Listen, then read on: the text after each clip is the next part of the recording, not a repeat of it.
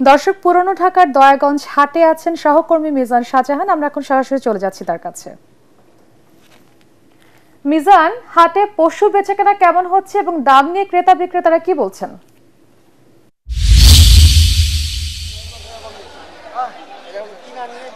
মারিয়া, আপনাকে ধন্যবাদ।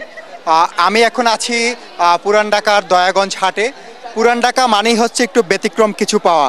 বাঙালির ক্ষেত্রে যেরকম বলা হতো একসময় আমাদের গোলা ভরা ধান ছিল, পুকুর ভরা মাছ ছিল, গোয়াল ভরা গরু ছিল, এখন কিন্তু আর সেই গোয়াল ভরা গরু নেই।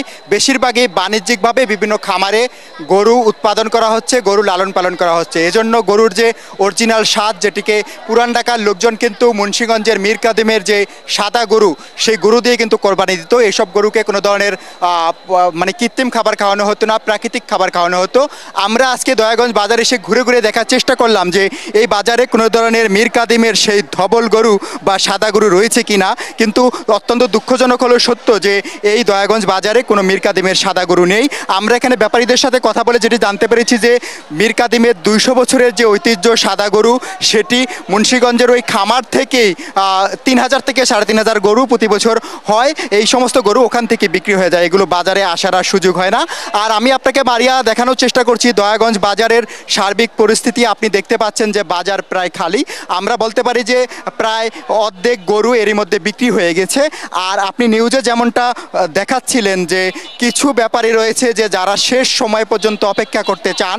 তাদের বিশ্বাস যে ঢাকা শহরের বেশিরভাগ মানুষ গরু রাখার জায়গা নেই, এবং যেহেতু ঢাকা শহরে চুরি ডাকাতির একটা আশঙ্কা রয়েছে, এই কারণে ঝুঁকি না নিয়ে শেষ সময়ে তারা গরু কিনবে সেই আশাই তারা দাম হাঁকাচ্ছেন এবং বসে আছেন। আর অন্যান্য যে গরুগুলো রয়েছে তা বেশিরভাগই বিক্রি হয়ে গেছে। আমি এখানে 1 ঘন্টা ধরে অবস্থান করছি। 1 ঘন্টা ধরে আমি দেখছি যে 1 মিনিট 2 মিনিট পর পরই এক একজন গরু কিনে নিয়ে দয়াগঞ্জ বাজার থেকে তাদের বাসার উদ্দেশ্যে যাচ্ছেন। আমি এই মুহূর্তে আপনাকে দেখাচ্ছি বেশ কয়েকজন ক্রেতা তারা গরু কিনে নিয়ে যাচ্ছেন। এই সমস্ত মাঝারি সাইজের যে গরুগুলো আপনি দেখতে পাচ্ছেন, এগুলো কিন্তু মিনিটে মিনিটে বিক্রি হচ্ছে। এই সমস্ত এক একটি গরুর দাম হচ্ছে 90,000 থেকে শুরু করে 1,60,000 টাকা পর্যন্ত। আর এই যে এখন একটি গরু আপনি দেখতে পাচ্ছেন, এই গরুটির দামও 80,000 টাকা। অর্থাৎ বাজারে 80,000 থেকে 1,80,000-এর মধ্যে যে গরুগুলো রয়েছে, সেই গরুগুলোরই কিন্তু বেশি চাহিদা রয়েছে।